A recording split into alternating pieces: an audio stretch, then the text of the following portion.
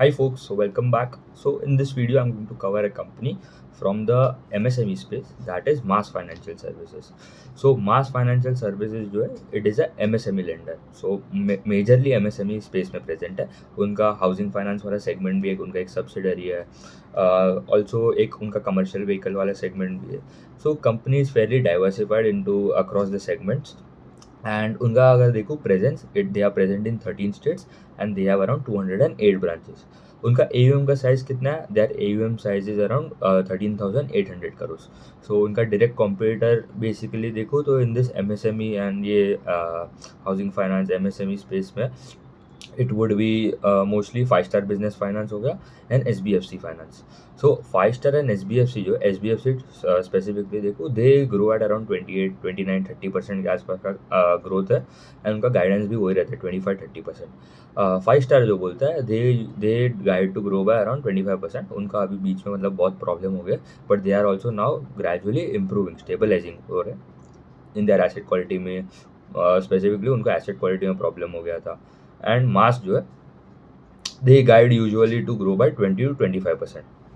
तो वैल्यूएशन भी देखो MAS usually trades at a cheaper valuation because उनका growth is bit less compare to their competitors like SBFC and 5 star business.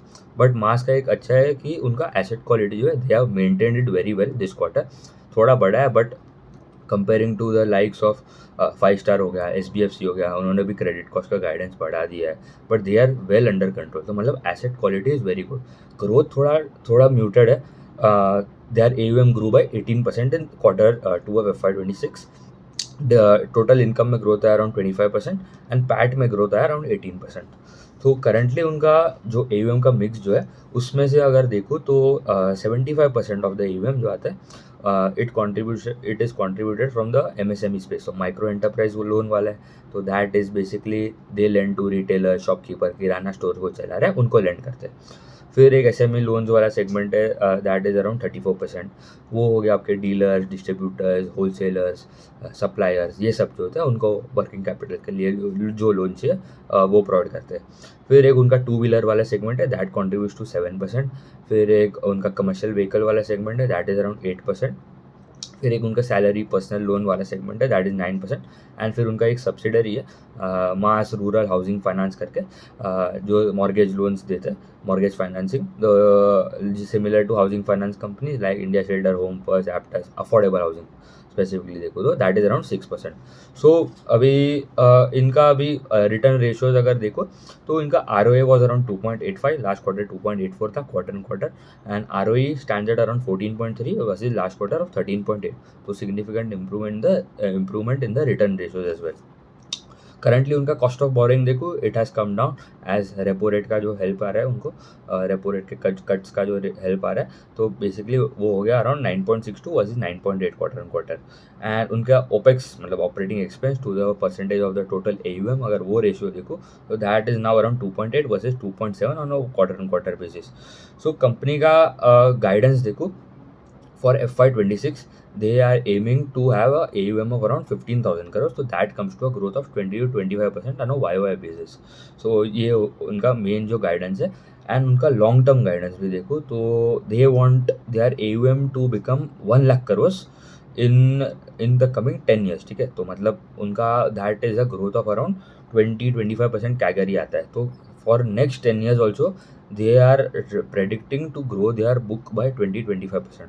तो it is very good. मतलब अगर आप देखो हाँ ग्रोथ थोड़ा आप बोलोगे बट नेक्स्ट 10 years का आप लॉन्जिविटी भी देखो. ठीक है मतलब कंसिस्टेंटली टू ग्रो बाय 20 25%. उन्होंने बोला ठीक है there would be ups and down. ऐसा नहीं है कि खाली एक साल में मतलब 18% भी नहीं होगा कोई भी प्रॉब्लम हो सकता है. ठीक है तो कोविड जैसा आ गया वन टाइम सिचुएशन जो ऐसा आ सकता है. तो बट नेट नेट 20 25% कैगर उनको मेंटेन करना है. तो that is also good. And return ratios में भी जो आर ओ ए जो अभी अराउंड उनका 2.9 टाइम्स के आसपास का 2.85 का आर ओ है. दे आर टेलिंग कि जी जो R O A we are targeting 3% के आसपास in the coming few quarters few years में. एंड आर ओ ए जो है वो मतलब दे आर उनका अभी करंटली अगर लेवरेज देखो तो उनका leverage is around I guess 4 times के आसपास का उनका करंटली लेवरेज है. ठीक है 4 टाइम्स के आस 4.5 टाइम्स तो वो बोल रहा है हमारा आराम से वो it can go up to it is around 5 times के आसपास 4.5 टाइम्स. वो बोल रहा है वो 5.56 टाइम्स के आसपास जा सकता है एंड ROE ऑफ अराउंड 3%। तो 5.5 इंटू आपका ROE और अराउंड 3%, तो दैट कम्स टू 15 to 17% का ROE for coming few quarters, coming few years भी समझ लो, मतलब 2-3 साल में वो बोल रहे हैं नेट नेट हमारा 15-17% के ये रेंज में रहेगा हमारा ROE। ऑल्सो उन्होंने बोला जो माइक्रो फाइनेंस का जो ओवरलैप हो रहा था, ठीक है, मतलब जहाँ लास्ट 1 साल से जो प्रॉब्लम हो रहा था, ठीक है, MSME वाले स्पेस में भी ग्रेजुअली प्रॉब्लम आया। बजाज फाइनेंस ने भी बोला, we have discuss Bajaj Finance in last couple of videos में भी हमने देखा कि जो मेन जो बड़ा सबसे बड़ा प्लेयर है दैट इज ऑल्सो टेलिंग कि हमारा जो MSME वाला बुक है that would B slowest growing in this quarter this year FY 2026 and सबसे बुरा मतलब एसेट क्वालिटी में वहाँ पे प्रॉब्लम हो रहा है, वो वाले सेगमेंट है, और उनका कमर्शियल व्हीकल 2 व्हीलर 3 व्हीलर वाले सेगमेंट उनका लिए स्पेसिफिकली। बट MSME में 10-12% के आसपास का ग्रोथ आने वाला है। तो उन्होंने बोला बट अभी ये जो MFI cycle that is turning around, they are at a bottom of that cycle. तो अभी अब अरमान का भी अगर आप कॉन कॉल सुनो, ठीक है, जो मतलब उनका रिजल्ट भी 2-3 दिन हुआ, तो उनका भी अच्छा था, मतलब डिसबर्समेंट भी बोल रहे हैं कि ग्रेजुअली इंप्रूवमेंट आएगा एंड दे हैव टोल्ड कि मोटा मोटा ये पीक आउट तो हो ही गया है साइकिल, ठीक है। फिर एसेट क्वालिटी में GNP NNPA का भी गाइडेंस देखो तो वो बोल रहे हैं it would be maintained around 2.5-2.75 के आसपास and NNPA of around 1.5 and 2%। Currently GNPA around 2.5 है versus 2.49, NNPA of 1.69 versus 1.63 quarter quarter. तो मेनली मतलब थोड़ा डिटेरियोरेशन ठीक है, ऐसा नहीं कि मतलब 5 स्टार बिजनेस का भी लास्ट क्वार्टर आप देखो, जो DPD बकेट्स एंड जो सब है दैट स्काई रॉकेटेड, ठीक है, मतलब बहुत बढ़ गया, 9% के आसपास का उनका 30+ DPD था, it's skyrocketed to around 11%, 11.7% के आसपास, अभी भी बढ़ ही रहा है। बट उन्होंने बोला जो रेट ऑफ चेंज जो है, मतलब जो रेट से खराब हो रहा थे लोन्स वो थोड़ा कम हो रहा है, तो वो थोड़ा एक इम्प्रूवमेंट है एंड उन्होंने बोला अभी disbursements and collection efficiency has also improve.